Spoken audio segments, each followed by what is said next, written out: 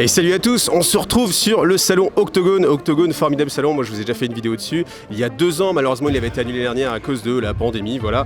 Donc heureusement, là on va pouvoir le visiter. Donc c'est un salon qui se veut et sur les jeux de société, et les jeux de figurines, et les jeux de rôle, et tout ce qui est jeux de cartes, etc. Et bien sûr les figurines. Et je vous invite à venir avec moi pour visiter tout ce qu'il y a à l'intérieur. Hey, qui on retrouve comme il y a 2 ans? Et bah Cédric, salut Cédric, comment ça va? Salut Guy, tu vas bien? Ouais, ça va super. Donc ce qu'on va faire, c'est qu'on fait comme l'année dernière, on se fait une petite visite, bon allez, une bonne visite de tout le salon en survolant un petit peu tout ce qu'on peut trouver pour vous donner envie de venir l'année prochaine. Ouais.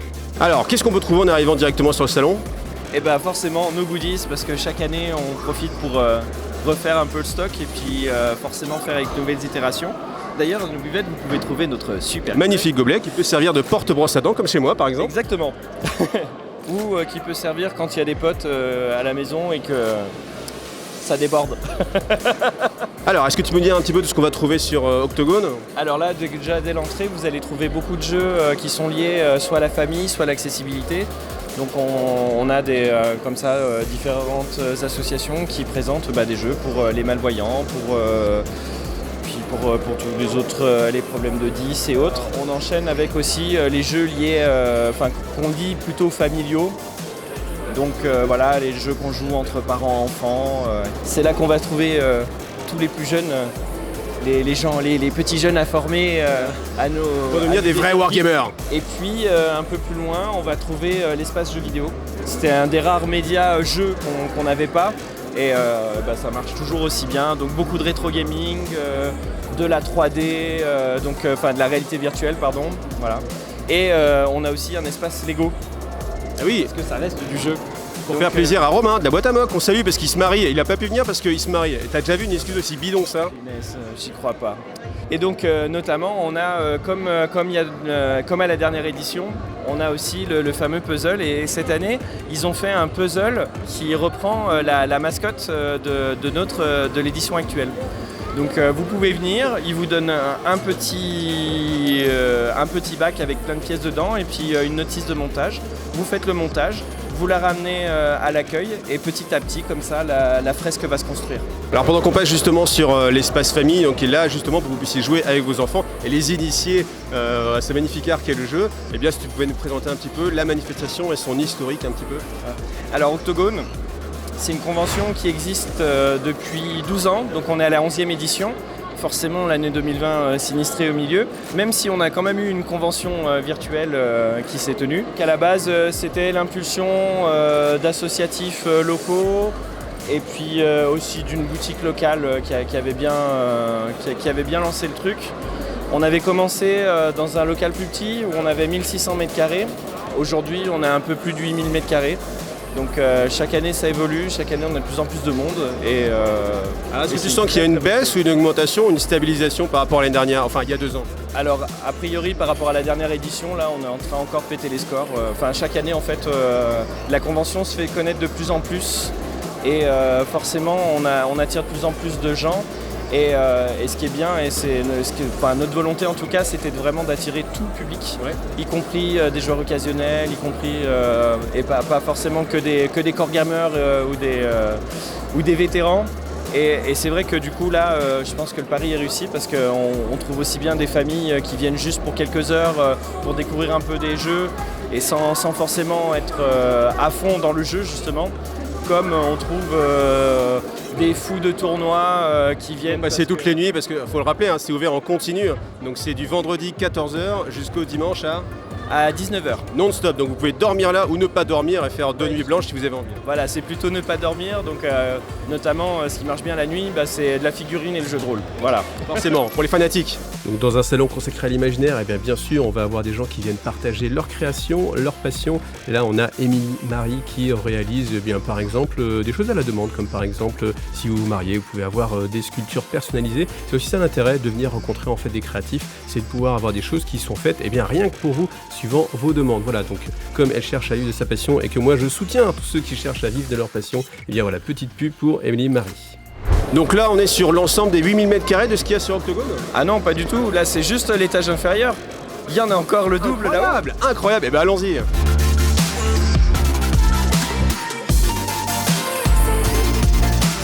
Alors là en effet comme vous le voyez, c'est assez immense parce qu'il y a quand même énormément encore de mètres carrés avec des tas de choses à voir. Donc on va visiter avec Cédric encore. Alors l'année dernière la figurine était à l'étage et là par contre ça a un petit peu changé en fait.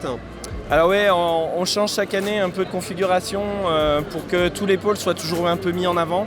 Parce que forcément il y a des places qui sont plus mises en avant que d'autres. Et là en plus l'année dernière on avait vu qu'il y avait un peu une différence d'occupation des espaces entre le niveau inférieur et le niveau supérieur. Donc il y a quelques pôles qui sont redescendus aussi au rez-de-chaussée. Ouais, pour répartir la population, les visiteurs. Exactement, puis ça a l'air de marcher cette année, donc on est bien content. Et donc là on arrive sur la partie jeu de rôle. Donc on est passé très rapidement devant un bout de la partie pôle imaginaire. Donc le pôle imaginaire, ce sont principalement des auteurs de romans, de fantasy, de science-fiction ou autres, enfin de tout univers de l'imaginaire, qui viennent ici en dédicace présenter leurs dernières œuvres, voilà. C'est sympa de pouvoir rencontrer justement les auteurs pour se faire dédicacer son bouquin.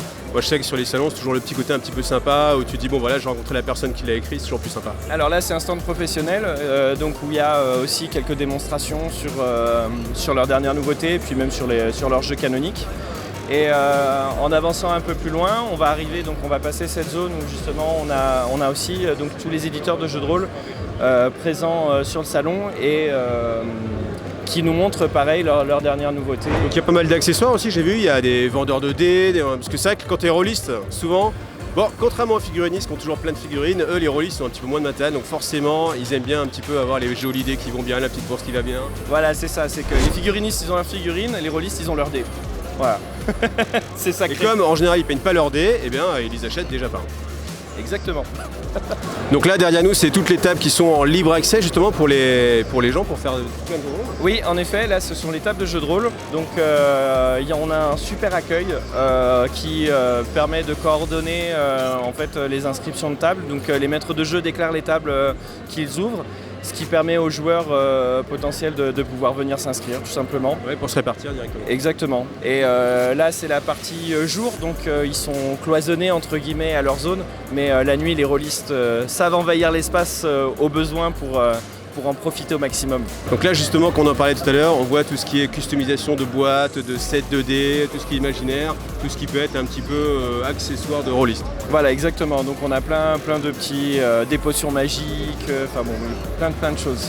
Et donc comme tout festival qui se respecte, il y a aussi des conférences qui sont données en fait. Ouais, en effet, on a des conférences un peu sur tous les thèmes qui touchent à peu près tous les pôles. Donc là par exemple on a parlé pour la partie figurine, hier il y a une conférence, le vendredi soir il y a une conférence sur l'impression 3D et l'impact que ça pouvait avoir sur le milieu de la figurine. Sujet vraiment d'actualité, hein, ça c'est clair. Moi j'ai mon imprimante 3D et toi tu l'as? Moi non. À l'étage, on avait aussi Erune qui était là il y a 2 ans et que j'avais pas eu l'occasion d'essayer. Donc là, depuis, le Kickstarter a été lancé, le Kickstarter a été un succès et les boîtes vont être éditées. Et normalement, on va aussi pouvoir les trouver directement en magasin. Donc pour ceux qui ne connaissent pas, c'est du jeu d'aventure, un petit peu dungeon crawler, voilà, tout simplement, avec le côté et à la fois un petit peu à l'ancienne de ce qu'on peut avoir sur les figurines, le look, les salles, etc. Mais aussi toute la modernité, en fait, avec une application. Et cette application vocale vient faire office de maître de jeu et vient donner et une ambiance et générer en fait comme ça des événements. Et il me disait qu'en fait il travaillait sur des événements en fait aléatoires qui changeaient en fait comme ça régulièrement. Donc tout au long de la vie du jeu, le jeu n'est pas figé, mais il travaille dessus pour le faire évoluer au fur et à mesure. Voilà, donc un jeu à découvrir. Et donc là on rebascule dans le pôle imaginaire, donc avec plusieurs auteurs qui sont présents en dédicace. Voilà, auteurs, autrices. Et donc toujours cette littérature qui est en lien avec le thème de l'imaginaire. Donc l'imaginaire c'est très très large. Il y en a pour les plus jeunes, il y en a pour les moins jeunes, il y en a pour les adultes. Voilà, non mais clairement. Et puis de la science-fiction, de la fantasy, du steampunk. Donc bien sûr, qui dit jeu de rôle dit aussi GN. Mais bien sûr, le jeu de rôle grandeur nature. Que ferait-on sans ? Le problème de notre espace, c'est qu'on ne peut pas recréer un jeu de rôle grandeur nature sur le lieu de la convention, forcément. Mais du coup, on arrive quand même à avoir des troupes qui viennent nous faire de l'initiation au combat artistique et au combat GN. Donc combat en sécurité. Avec un toute sécurité, bien sûr. Oui, exactement. Mais du coup, ça permet d'expliquer un peu comment comment se passent les séquences de combat dans un GN notamment. Et de faire découvrir aussi le GN pour des gens qui seraient uniquement rôlistes sur table et qui voudraient peut-être passer en grandeur nature. Et heureusement, le GN, c'est pas non plus que du combat. Oui. Et donc, on a aussi donc plusieurs associations qui présentent un peu leur activité, les univers dans lesquels ils jouent, qui expliquent un peu comment ça se passe. Enfin voilà, si vous êtes intéressé par le GN, c'est le bon endroit pour se renseigner, c'est certain. Alors, vous le savez peut-être, mais ce qui marche vraiment beaucoup et encore plus depuis le confinement, c'est tout ce qui est jeux de société. Le jeu de société, ça a vraiment pris une ampleur folle. Et là, on le voit parce qu'il y a vraiment encore plusieurs pôles dédiés aux jeux de société. En effet, là donc, nous sommes à côté d'un pôle par exemple qui met à disposition des jeux. Donc c'est une ludothèque. Vous venez, vous empruntez un jeu, vous installez sur une table libre, vous trouvez d'autres joueurs si vous n'en avez pas déjà avec vous, et puis c'est parti. Après il y a la partie aussi tournoi, parce que sur le jeu de société on peut aussi faire des tournois. Et oui, donc juste à côté de cette zone où on peut s'initier et tester plein de choses, on peut aussi donc du coup faire du tournoi. Donc il y a différents jeux, un peu comme dans le milieu de la figurine, différents jeux qui peuvent être un peu compétitifs et donc du coup qui dit compétition dit tournoi. Bon bien sûr, quand on vient passer 3 jours dans une convention, et forcément on a faim, on a soif. Et oui, et heureusement pour vous il y a la taverne du Loup qui permet de se sustenter. Et on a de la bière pression, on a plusieurs types de repas, on pense même aux véganes. Il y en a pour tous les goûts, il y a du sans gluten, il y a du... Enfin voilà, donc la carte est assez simple mais on espère suffisamment exhaustive pour convenir à chacun. Alors Octogone, c'est un salon qui est animé par les passionnés mais aussi par les professionnels qui peuvent aussi être bien sûr passionnés. Oui, alors en effet, l'organisation d'Octogone, c'est du 100% bénévole, ça change pas. Mais par contre, bien sûr, on accueille avec grand plaisir tous les différents professionnels sur la convention qui du coup choisissent où ils ont envie de s'implanter par rapport aux différents pôles que nous organisons. Donc là, on a vu tout l'étage. Normalement, si vous êtes sur la chaîne IGTV, vous vous dites, mais où sont les figurines ? Eh ben, où sont les figurines, voyons ? Elles sont derrière nous. Elles sont derrière nous. Et pour les figurines, je vais rejoindre Sébastien et on va faire un petit tour vraiment rapide, mais vraiment en essayant de montrer le plus possible des différents jeux qu'on peut trouver ici à Octogone.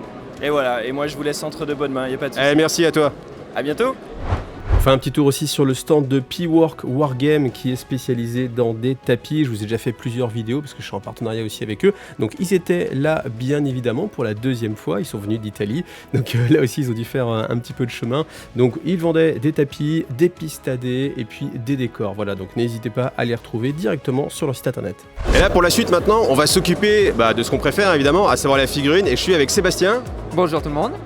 Donc il va nous aider justement dans cette visite un peu globale vraiment du salon. Alors on commence sur le côté gauche, là on a la forge à vapeur, donc forge à vapeur qui est spécialisée sur tout ce qui est un petit peu impression 3D, réalisation, voilà. Il est avec l'ami Torek que vous devez connaître parce qu'il y a eu pas mal de vidéos de faites sur lui.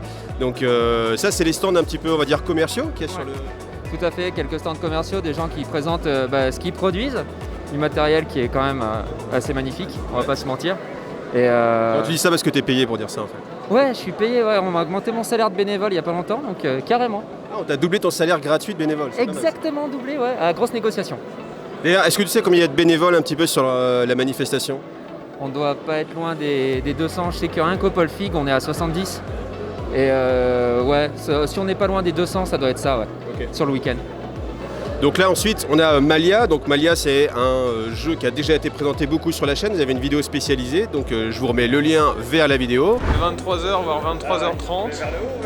Tout est fermé, voilà, il ne se passe plus rien dans le salon, si ce n'est le stand de Malia avec les réservations qui vont jusqu'à 4h du matin. Et vous voyez sinon tout le reste est complètement quasiment désert. Donc voilà, si vous voulez les vrais fanatiques du salon, ils sont là. Et puis ensuite on va aller vers le stand figurines où là l'intérêt c'est qu'on a vraiment en fait beaucoup de jeux en fait à tester pour les visiteurs. Et c'est ça à mon avis le gros intérêt. Ouais voilà, sur tout ce qui est figurines, toute la partie stand, on va avoir une petite quinzaine de tables de démo où les gens viennent et découvrent plein de jeux et toute une partie réservée tournoi. Où là c'est les durs de la dure quoi. Ouais, j'ai vu qu'il y avait du 40K évidemment.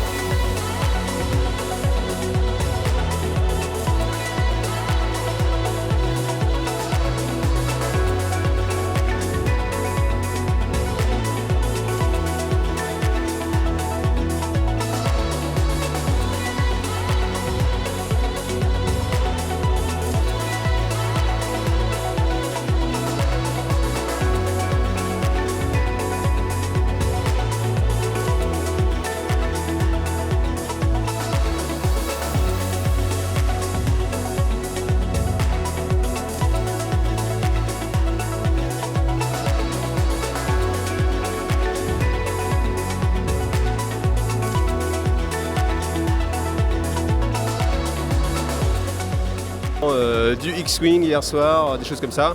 Une mini partie d'un gros tournoi d'ailleurs de Gazland qui a été remporté par un youtubeur assez connu je crois, que j'apprécie personnellement parce que je dors avec lui souvent. Donc.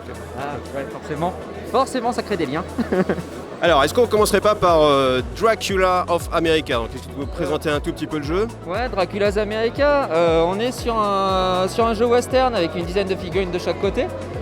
De l'affrontement de gangs dans l'Ouest américain où en fait ça part en couille et en horreur parce que Dracula est président des États-Unis. Il a bien réussi. Voilà, donc après c'est du jeu classique avec plusieurs types de dés. Plus t'es bon, plus tu vas lancer des gros dés, genre des 10, des 8 au lieu de simplement un D6. Et les alternances vont se faire à la carte à jouer où il va y avoir un système de mise pour savoir est-ce que j'essaye de prendre la main ou pas à ce moment-là. Donc voilà, c'est pour résumer en gros le jeu, les spécificités du jeu, on est là-dessus. Voilà. Donc un jeu disponible chez... je vais les trouver, comment ils s'appellent? Je les adore en plus, comment ils s'appellent? Attention, Studio Tomahawk, mais oui. Désolé Alex, hein, c'est le stress du moment. Ouais, voilà, c'est ça. Donc chez Studio Tomahawk. Et du coup, voilà, si on reste chez Studio, on migre sur une deuxième table. On a du Mars Code Aurora ici avec des tables, on va pas se mentir, qui tabassent. On est sur du jeu français de science-fiction. Clairement, on est sur du fun et un peu plus de fun derrière. L'avantage de pouvoir réutiliser les figurines que vous souhaitez, utiliser les dés que vous souhaitez et un petit plus, la possibilité d'ajouter du narratif dans vos parties avec un petit système de contre-enchères pour dire si j'ai envie de faire ce morceau de décor, ce serait sympa de faire ça. Ton adversaire va dire ok d'accord, je te mets tel bonus, tel malus, et la prochaine fois que lui voudra faire pareil, on lui rendra ce bonus malus. Donc en plus on peut faire vivre le décor pendant la partie, ça c'est cool. La grosse particularité c'est qu'on peut vraiment réutiliser ces figurines, genre typiquement vous jouez à 40 000 ou vous avez joué à Conflict 47 ou à T43 ou tous ces jeux là, et bien forcément il y a une faction qui va correspondre parce qu'ils ont bien fait les choses et vous allez pouvoir recalquer en fait vos figurines et les rejouer dans un jeu d'escarmouche plutôt sympa. C'est ça. Alors ensuite je crois qu'il y a des petites nouveautés, des choses qu'on n'a jamais vues, Age of Sigmar je crois. Ouais. Et un truc comme ça, ouais. Je sais pas si c'est bien connu, c'est un petit jeu qui démarre, mais je crois qu'il y a eu pas mal de choses de faites. Ils ont un bon service de communication, je crois. Ouais, ils sont pas trop mauvais. Alors je trouve qu'ils sont un peu invasifs, mais ouais, on entend parler d'eux de plus en plus, donc c'est pas mal. Et ça, je crois que c'est Warhammer 40, un truc comme ça. Warhammer 40, on a un spécialiste de Warhammer 40. Je pense que c'est un jeu qui mérite d'être connu en fait, qui mérite qu'on s'y intéresse. Je crois que les figurines sont plutôt pas mal. Les figurines sont plutôt pas mal, j'ai l'impression qu'il y en a beaucoup des différentes, elles sont tout le temps bleues par contre. Ah ça c'est vrai, ouais. Et c'est tout le temps des gros Space Marines de l'espace je crois aussi. Ouais, des gros Space Marines. WOG. Ouais. Bon, voilà, vous connaissez Warhammer 40 000 et Age of Sigmar. Pour ceux qui du coup voudraient découvrir le jeu, vous avez aussi la possibilité parce que forcément c'est a priori le jeu le plus connu, mais c'est pas pour ça que ça va 100% des gens vont pouvoir le connaître. Donc il y a quand même des tables avec les grands classiques. Ouais voilà, et puis de toute façon là en ce moment ils font du 40K et du Age of Sigmar, mais sur le week-end on va avoir du nouveau Kill Team, on va avoir du Warcry. Voilà, ils sont là pour présenter tout ce petit panel de jeux là. Tout l'univers des jeux Games Workshop, il est assez fourni. C'est ça, il y a clairement de quoi découvrir. Alors là on est sur un jeu de petits bateaux qui ma foi a un très bel look. En fait c'est vrai que quand on le regarde comme ça, les bateaux sont assez grands, avec les voiles c'est assez sexy. Ouais. Donc c'est Armada de chez Mantic. C'est ça, Armada qui est sorti il n'y a pas très longtemps de chez Mantic. On est sur du jeu naval qui s'inspire du système de Black Seas. Je sais pas si tu vois Black Seas. Je connais Black Seas. Ouais voilà, en fait le système de base c'est exactement le même. Ils l'ont enrichi avec du Medfan. Donc c'est assez pour ceux qui ne connaissent pas, la particularité c'est que le vent est géré et c'est le vent qui va générer en fait l'initiative sur l'activation des bateaux. Ce que je trouve plutôt malin. C'est super malin, sachant que le vent peut empêcher ou accélérer le bateau dans son mouvement. Et le vent peut légèrement changer à chaque tour. Donc on peut s'être placé pour avoir une initiative, le vent change légèrement, on la perd, ça rebat les cartes. Alors franchement, ludiquement ce jeu, c'est une super découverte. Black Seas et celui-là, les deux sont des super découvertes. Black Seas c'est une version un peu plus historique, on va dire, parce que c'est des bateaux historiques. Complètement, ouais, Black Seas on est sur de la période 18e siècle. Alors qu'Armada c'est plutôt du fantasy avec des dragons, des nains, des orques. C'est ça, et fidèle à ce que fait Mantic pour Kings of War, où en fait vous avez le Royaume des Hommes sur lequel vous pouvez jouer n'importe quelle armée homme. Là vous avez aussi une flotte Royaume des Hommes pour jouer les plateaux de Black Seas. Alors maintenant on est sur un jeu qui change un petit peu d'échelle, qui reste dans l'historique, on est sur Flame of War. C'est ça, Flame of War, on est sur du 15 mm, donc c'est un petit peu plus bas en termes d'échelle. Mais voilà, on est sur du soldat, 15 mm, Seconde Guerre mondiale. Les petits régiments, les petits bataillons, on va dire, se jouent au socle. Les chars sont indépendants. Et franchement, très fun. Moi, ce que j'aime bien dans ce format, c'est qu'on a plus l'impression de vraiment gérer une bataille. En fait, quand on est sur un format 28 mm, type Bolt Action, ce qui va se passer souvent, c'est que, ce qu'on fait, c'est qu'on refait une mini escarmouche. Les mecs se battent pour la boulangerie du coin. Alors que là, vraiment, il y a plus un quartier, plus une gestion vraiment des différents escadrons. Et c'est un peu plus immersif pour vraiment représenter ce qui a pu être une vraie bataille, en fait. Ouais, clairement. Là, avec le décor qu'ils nous ont mis, ça fait tellement sauvetage de village normand au débarquement. Il manque le petit parachutiste en haut. Il manque clairement le petit parachutiste à moitié crevé en haut, on est d'accord. Alors là, ensuite, on est sur un jeu qui fait beaucoup parler de lui. Moi, c'est un jeu, à chaque fois qu'on m'en parle, on fait « faut que tu essayes », c'est génial. Donc là, je me dis que je vais peut-être essayer ce week-end si j'ai l'occasion. Donc c'est Trône de Fer, édité par Cool Mini or Not. Ouais, donc Trône de Fer, vous êtes sur un jeu de régiment avec une licence plutôt connue.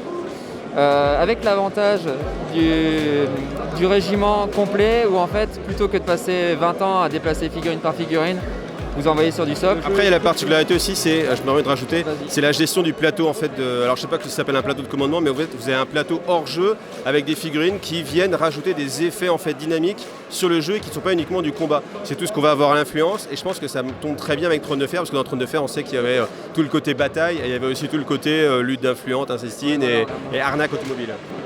Que rajouter À découvrir, voilà, pour moi en tout cas. Alors là maintenant on est sur la table de Net Epic Palladium. Ouais voilà, qu'on a la chance d'avoir en démo sur la convention. Après je t'en parlerai bien un peu mais je crois que tu la connais quand même mieux que moi celle-là. Bah oui, je la connais très bien même justement parce que j'ai eu l'occasion de jouer pas plus tard qu'il y a quelques semaines avec Cédric qui est ici présent. Voilà, salut Cédric. Pour faire justement un rapport de bataille que je vais vous présenter sur la chaîne. Donc il serait encore en train de monter. Mais l'idée c'est qu'on a un jeu qui est édité et produit par la communauté. C'est-à-dire qu'il n'y a pas d'entreprise derrière, mais c'est vraiment la communauté qui fait vivre le jeu et ce qui déjà, comme à chaque fois, vous créez un équilibre qui est le plus stable possible parce qu'il n'y a pas de vocation à vendre des figurines derrière. Il n'y a pas une entreprise qui cherche à faire des sous sur des sorties. Donc forcément, on ne va pas privilégier en fait une armée, mais au contraire, on va essayer de faire en sorte que tout le monde puisse s'y retrouver. Après, le système, c'est de l'activation alternée aussi sur sur un grand format aussi comme ça. C'est très intéressant pour avoir vraiment beaucoup de dynamique, beaucoup de stratégie. Et puis, je vous en parlerai bien plus en profondeur dans le rapport de bataille qui sortira prochainement. Alors là aussi, on va être sur un jeu avec des petits bateaux qui est plutôt tendance historique. Ouais, complètement tendance historique, on est sur branle-bas de combat, donc le jeu est édité, disponible maintenant. On est donc sur du format un petit peu comme on parlait tout à l'heure en termes de taille de bateau pour du Black Seas. Là on va être sur un jeu purement histo, assez rapide à jouer. On va pas se mentir, là on a des petites parties, vous voyez il y a 2 bateaux contre 2 pour découvrir le jeu. Mais une fois que les règles ont été gérées, qu'elles ont été emmagasinées, vous pouvez envoyer du bateau de la vraie flotte, du 15 contre 15. Donc voilà, on est sur un jeu efficace à ce niveau-là. Alors là, petit clin d'œil, on s'arrête sur les présentations parce que je suis avec Denis et Denis en fait c'est la première personne qui a donné de l'argent sur Iggy TV en live pour me permettre d'avoir par exemple ce genre de micro, etc. Donc voilà, et qui était là depuis le début de la chaîne et dans les premiers lives. Donc merci beaucoup à toi. Merci. Merci, et puis c'est normal je trouve, et puis bravo pour la guitare en face. Merci beaucoup, donc voilà, petit clin d'œil et encore merci de ton aide et d'avoir cru en moi quand j'étais comme ça et d'y croire encore quand je suis comme ça. Voilà. Ah, on verra. Merci. Bonne continuation. Et comme ça me permet aussi de dire un grand merci à tous ceux qui me soutiennent sur Tipeee ou sur Utip ou sur Amazon ou que sais-je depuis pas mal de temps et qui me permettent de vivre comme ça de la chaîne. Et puis un grand merci à tous ceux que j'ai pu croiser dans le salon qui sont venus me faire un petit coucou en me disant on aime bien ce que tu fais. C'est vrai que j'ai rencontré personne qui m'a dit c'est pourri ce que tu fais. Donc heureusement peut-être pour moi, mais c'est vrai que c'est le carburant qui permet comme ça de se motiver. Et après un week-end comme ça, je vous jure, on est remonté à bloc. Donc si vous aussi vous avez envie de m'encourager, eh bien n'hésitez pas à aller sur Tipeee, faire un petit don mensuel comme ça, eh bien ça me permet de continuer d'avancer et puis de garder de la motivation au top. Alors là maintenant on reste sur de l'historique parce qu'il y a quand même un gros pôle historique aussi pour les joueurs de figurines qui sont plus historiques. On est sur Shoot to Pieces, alors je connais pas du tout donc je vais te laisser le présenter aussi un petit peu. Ouais, donc Shoot to Pieces, on est sur des règles qui sont faites pour jouer toute une période du 19e siècle on va dire. Et là dans le cadre du week-end, il nous présente une adaptation sur du napoléonien avec plus précisément la campagne d'Égypte. Et du coup, on est sur un jeu histo sur du 15 mm, qui a une gueule, mine de rien, même quand on voit sur l'ensemble de la table, qui est très sympa. C'est ce qu'on disait avec NetEpic, c'est vrai que dès qu'il y a une échelle qui est un peu plus grande ou Flame of War, moi je trouve qu'on est vraiment sur de la bataille, on a vraiment l'impression de faire une bataille plutôt qu'une petite escarmouche, petite risque.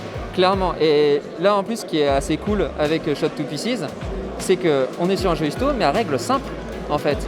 Le résumé de la règle, il tient sur une page recto verso. Les règles en elles-mêmes, elles doivent tenir sur une vingtaine, trentaine de pages. À la différence de beaucoup de jeux histo, il se prend vite en main. Et ça, c'est pas pour rien qu'on le met en démo ce week-end. Alors là, on est sur Marvel Crisis Protocol et comme Sébastien connaît pas bien, moi j'ai prévu de tester justement Octogone encore et que j'ai pas encore testé. Du coup, je suis avec José Apistar qui va nous parler en fait du jeu. C'est un jeu qui est extrêmement dynamique. Les auteurs ont dû faire un jeu qui soit dynamique. On va vraiment jouer avec des interactions de décors, prendre des voitures, des camions, se les jeter dessus. Profiter vraiment du côté vraiment hyper pouvoir, impressionnant des personnages, des attaques très puissantes. Mais ça reste un jeu stratégique parce que c'est le nombre de points de victoire à la fin de la partie qui compte. Et donc il y a des objectifs à aller chercher. Et c'est pas tant l'aspect létal, mais c'est vraiment le contrôle d'objectifs et de territoire qui est important. Malgré des attaques explosives et des voitures dans la tronche. Ce qui va permettre de diminuer la létalité de l'équipe en face. Mais derrière, si la personne a gagné... c'est 9 points d'objectif par tour, ça fait 9 points de victoire, il y a 16 points de victoire pour gagner la partie. Si on a une avance de 2-3 points par tour, ça fait 4 de différence et ça peut vite faire la différence. Donc c'est pas forcément très létal, c'est pas le but, mais en tout cas c'est vraiment l'aspect stratégique. Donc c'est à la fois très dynamique et quand même très stratégique au niveau du montage d'équipe et de la gestion du contrôle de map. Durée d'une partie? Alors pour les gens qui savent jouer, je dirais 1h30. Et après au début, comme les pouvoirs sont assez importants sur les cartes et combattent pas mal, ça peut être un peu long quand on ne connaît pas les équipes parce qu'il faut vraiment se mettre au jeu. Mais quand on connaît, 1h30, la partie est terminée. Eh ben merci à toi. Ça marche. Alors à nouveau on est sur une table de Malifaux et Malifaux c'est un jeu que j'ai toujours pas joué, voilà. Et Sébastien aussi, donc mais il y a tellement de jeux de figurines c'est un peu compliqué. Donc là on a pris le spécialiste, à savoir Benji. Voilà, bonjour. Alors, comme vous pouvez voir, Malifaux, c'est un jeu qui se joue avec des tables où on peut mettre tous les décors qu'on veut. Il y a une richesse au niveau de l'univers qui est un univers victorien, steampunk, horreur. Il y a une identité qui est assez forte pour chaque bande, pour chaque faction. Et une richesse au niveau que ce soit de l'écriture de l'histoire ou dans la création des persos où chaque capacité va refléter des aptitudes et des particularités en fait du personnage. Bon, c'est un jeu qui est très profond et c'est vrai que quand on joue à 1000 jeux en même temps, à un moment donné, si on fait une partie tous les 6 mois, c'est en fait, c'est exactement ce que je m'étais dit à un moment donné, c'est que je me suis dit Malifaux, il faut vraiment s'investir dedans pour pouvoir y jouer pleinement. Si on joue à 1, 2 ou 3 jeux maximum et au final on a envie de découvrir et d'aller plus loin dans le jeu, en fait Malifaux c'est parfait par rapport à justement la profondeur. La profondeur voilà, et la complexité du jeu.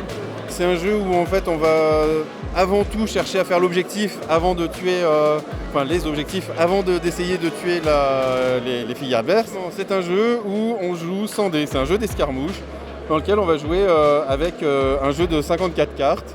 Donc, et on a une main de triche, c'est-à-dire qu'on a 6 cartes dans sa main et on va pouvoir remplacer les cartes au fur et à mesure du tour pour s'assurer une action ou défausser des cartes pour faire un effet sur l'adversaire ou sur le jeu. Et après, au niveau d'une partie, ça dure combien de temps? Alors une partie, ça dure en fonction du format, entre 1h30 et 3 heures, en fonction de l'expérience et de la qualité des joueurs. Quoi. Ouais. Donc là on est sur un jeu qui est proto, donc ça s'appelle Projet X. Alors je sais que certains connaissent le film, moi personnellement non, que de réputation. Mais voilà, ce qui est sympa aussi c'est que sur Octogone, c'est l'occasion, si vous êtes un auteur, un éditeur, de venir tester des choses, de venir prendre un peu la température.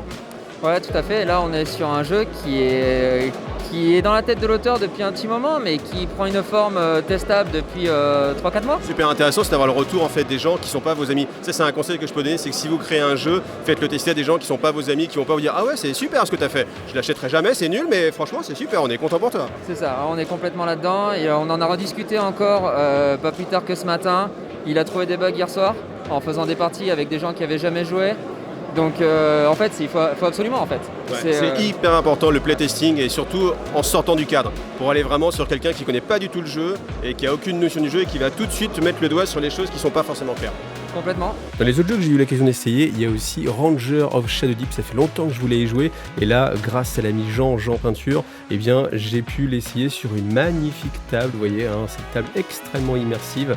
Donc vraiment merci beaucoup à toi Jean pour ton temps et puis pour ta passion sur les figurines. Et puis ce jeu, ma foi, il m'a bien motivé parce que c'est vraiment du très narratif. On est sur du 100% narratif, déjà c'est coopératif, donc vous allez jouer ensemble contre le système de jeu et puis ça se rapproche aussi des règles de Frostgrave si vous connaissez.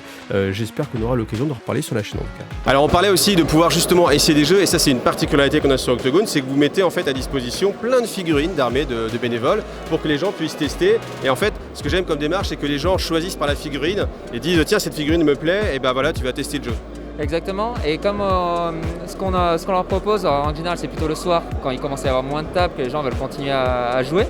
Ce qu'on leur propose, c'est que pour chaque jeu qu'on a ici, on n'a pas le livre de règles, on a les règles résumées sur 1 ou 2 pages, avec les petites fiches, le set 2D qui va bien, et comme ça, ils n'ont plus qu'à prendre, la pochette, à prendre leur figurine, ils vont se poser sur une table, à la limite ils prennent un tapis s'il reste un tapis, et puis ils prennent ce qui leur fait plaisir.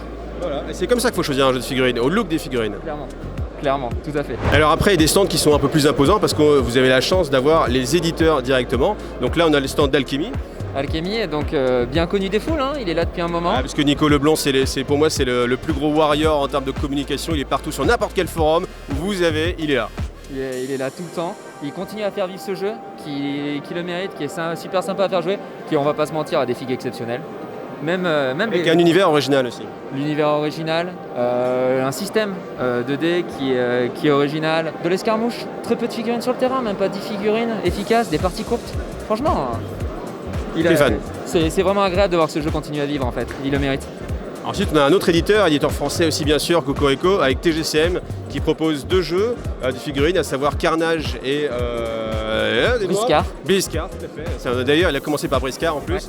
Ouais. Et la particularité, c'est que vous êtes sur des figurines anthropomorphes, donc c'est-à-dire des humains, mais qui ont des têtes d'animaux en fait. C'est des animaux qui ont des corps un peu humanisés. Ou des corps d'humains, oui, voilà, c'est ça. C'est un jeu vraiment poussé pour les gamers. On est sur du 54 mm.